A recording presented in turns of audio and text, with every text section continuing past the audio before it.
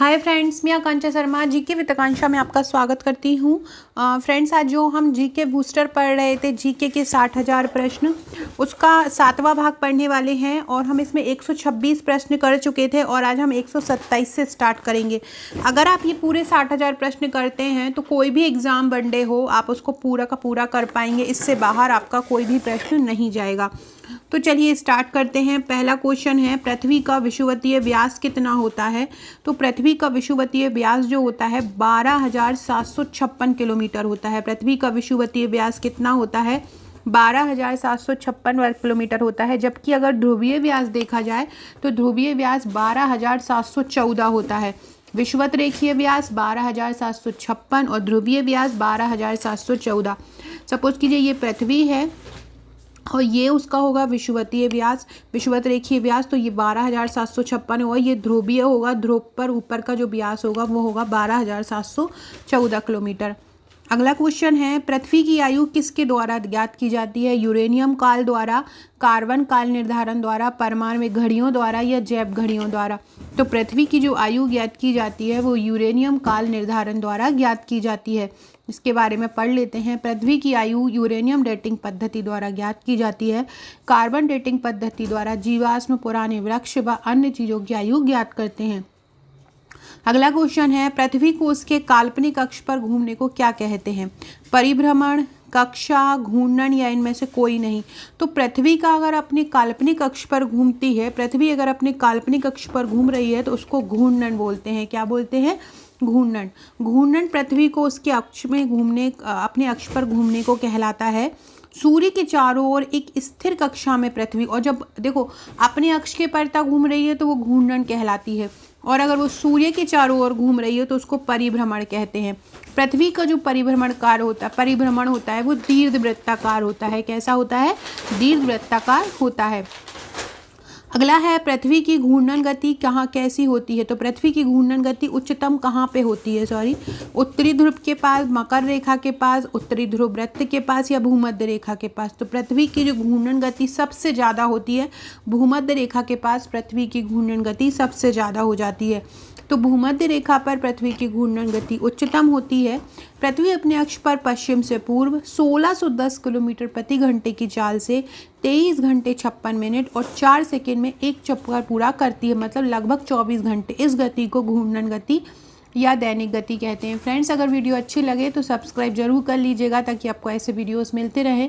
इसके अलावा मेरे चैनल पे प्री एमपीपीएससी प्री मेंस के वीडियोस आते हैं, ल्यूसेंट आता है, और मैंने अभी एक और नया चैनल बनाया है जीके विद आकांक्षा शॉर्ट्स के नाम से। उसमें मैं शॉर्ट्स ऑब्जेक्टिव कराती हूँ, 1-1 मिनट के ऑब्जेक्टिव रहते हैं, 8 या 10 प्रश्न रोज कराती हूँ। तो आप उसको सब्सक्राइब जरूर कीजिएगा।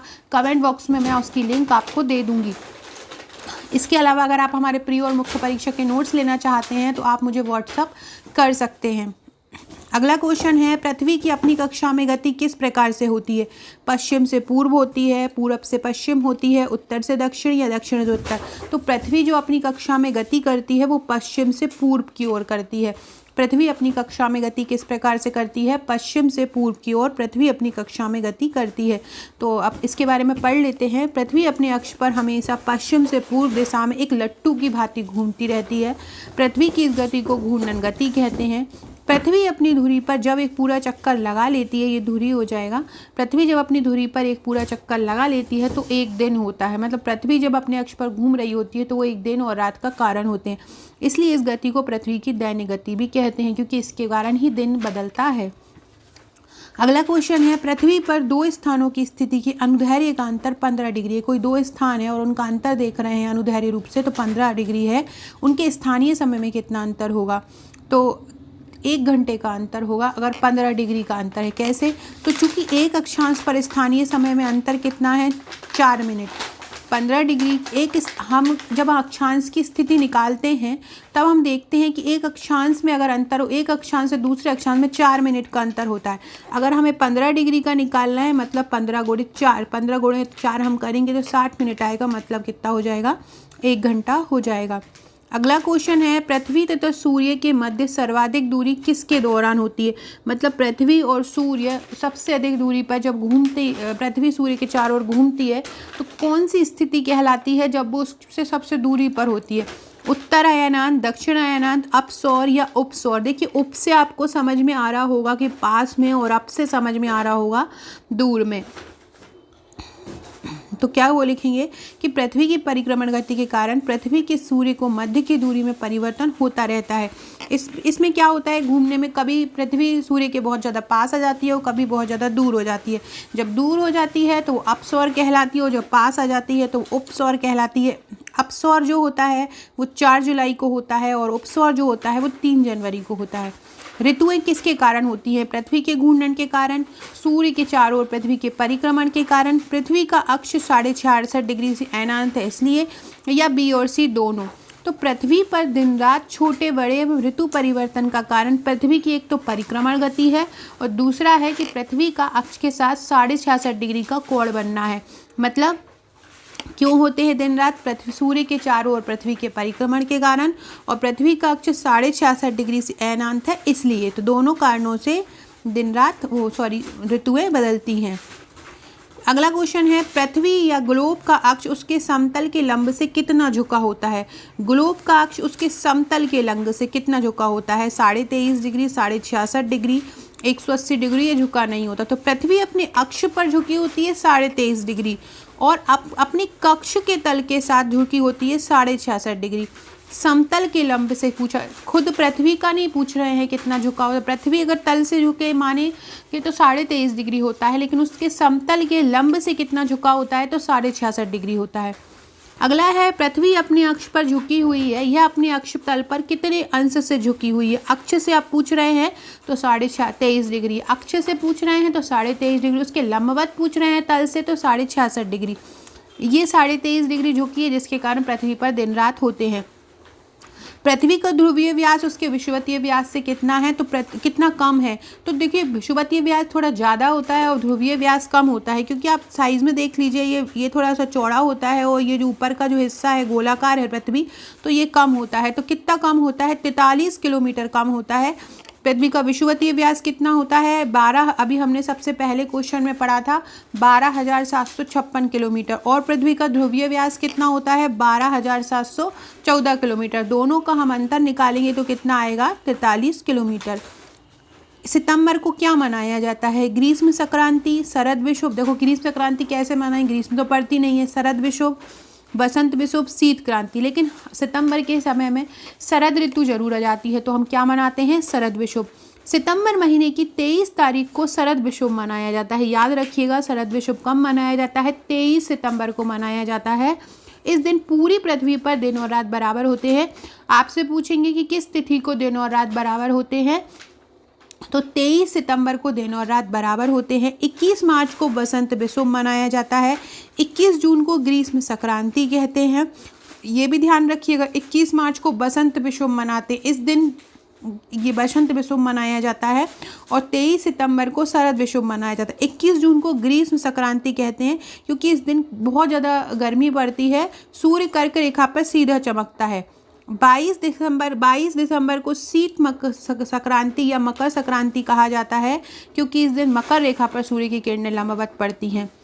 21 जून को ग्रीष्म संक्रांति, 22 दिसंबर को शीत संक्रांति। 21 जून को गर्मी हमारे उत्तर भारत में होती है, तो सूर्य कर्क रेखा पर सीधे चमकता है, और 22 दिसंबर में दक्षिण भारत में बहुत ज़्यादा गर्मी पड़ती है, तो सूर्य की किरणें वहाँ लंबवत होती है। उस समय हमारे यहाँ ठंड पड़ती है, जो अभी का समय चल रहा है। 23 दिसंबर को सूर्य के ठीक ऊपर होता है, क्या होता है?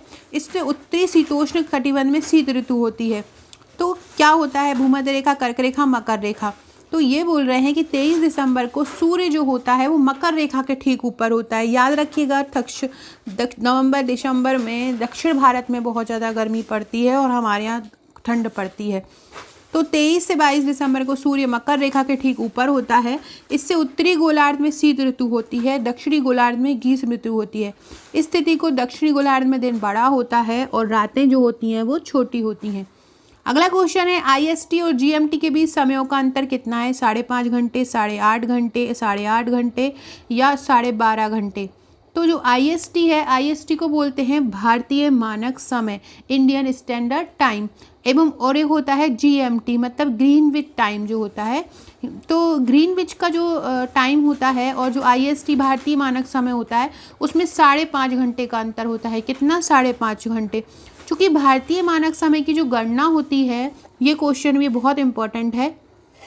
भारतीय मानक समय की जो गणना होती है वो 82.5 डिग्री पूर्वी देशांतर से की जाती है, जो नैनी के पास है इलाहाबाद में, तथा यह रेखा ग्रीनविच औसत समय से पूरब में है। इसलिए भारत का समय GMT से 5.5 घंटे आगे होता है। अगर 150 डिग्री पश्चिमी देशांतर पर शाम के 4 बजे हों तो 150 डिग्री पूर्वी देशांतर पर क्या समय होगा? सायं 8, प्रातः 4, सायं 4 या दोपहर 12। तो 150 डिग्री पूर्वी देशांतर पर एक दिन पहले का दोपहर 12 बजे का समय होगा। पूरब में एक दिन पहले हो जाता है, पश्चिम में एक दिन बाद होता है। 150 डिग्री पश्चिमी देशांतर और हम 150 डिग्री पूर्वी देशांतर को जोड़ेंगे तो कितना आएगा?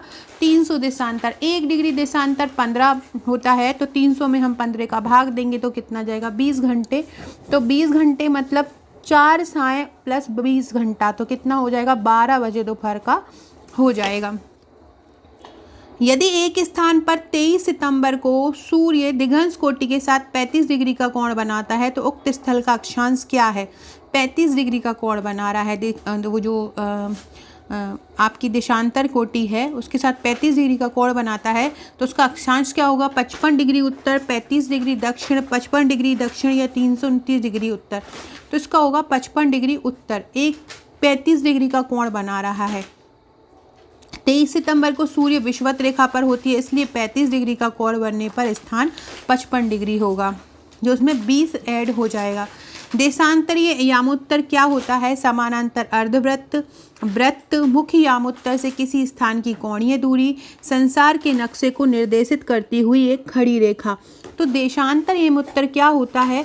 जो मुख्य यामोत्तर होती है, मुख्य रेखा जो होती है उससे किसी स्थान की कोणीय दूरी, मुख्य यामोत्तर से किसी स्थान की कोणीय दूरी को क्या बोलते हैं? देशांतरीय यामोत्तर बोलते हैं। सो फ्रेंड्स, आज हमने पढ़े 143 क्वेश्चन। इसके आगे के क्वेश्चन हम नेक्स्ट वीडियो में पढ़ेंगे। वीडियो अच्छी लगी हो तो लाइक शेयर जरूर कीजिएगा। डिस्क्रिप्शन बॉक्स में आपको हमारे व्हाट्सएप और टेलीग्राम ग्रुप का लिंक मिल जाएगा, फेसबुक का लिंक मिल जाएगा, तो उससे जुड़ जाइएगा। Okay friend, thank you.